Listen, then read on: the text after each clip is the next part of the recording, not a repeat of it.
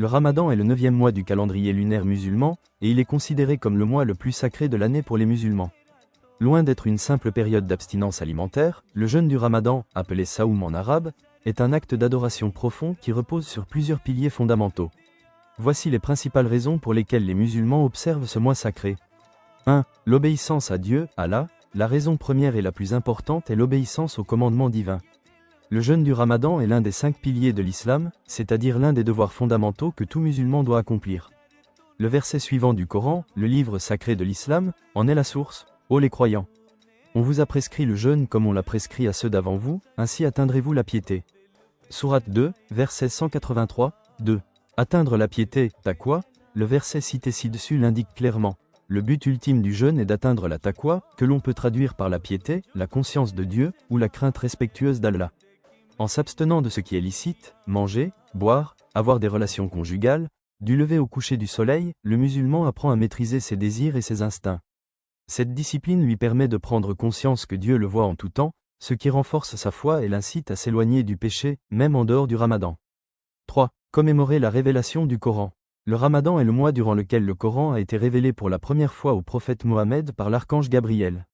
Le Coran mentionne: le mois de Ramadan est celui au cours duquel le Coran a été descendu comme guide pour les gens, et preuve claire de la bonne direction et du discernement.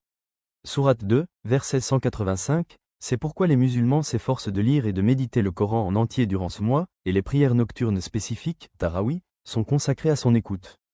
4. Développer l'empathie et la solidarité.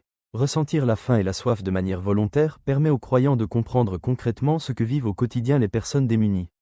Cette expérience vise à éveiller les consciences, à purifier l'âme de l'avarice et à encourager la générosité. C'est pour cela que les dons et la charité, zakat et sadaka, sont fortement encouragés pendant ce mois, notamment avec le repas de rupture du jeûne, iftar, souvent partagé avec les voisins, la famille et les pauvres. 5. Purification du corps et de l'âme. Le jeûne est une forme de détox spirituel et physique. Spirituellement, en plus de la nourriture, le musulman doit jeûner de mauvais comportements, mensonges, médisance, colère. Le prophète a dit: celui qui ne délaisse pas les fausses paroles et les actes indécents, Dieu n'a que faire qu'il délaisse sa nourriture et sa boisson. Le but est de purifier son cœur et ses intentions. Physiquement, le jeûne donne un repos au système digestif et est reconnu pour ses bienfaits sur la santé, bien que l'aspect spirituel prime avant tout. 6. Renforcer la communauté, Oumma. Le Ramadan crée un sentiment d'unité très fort.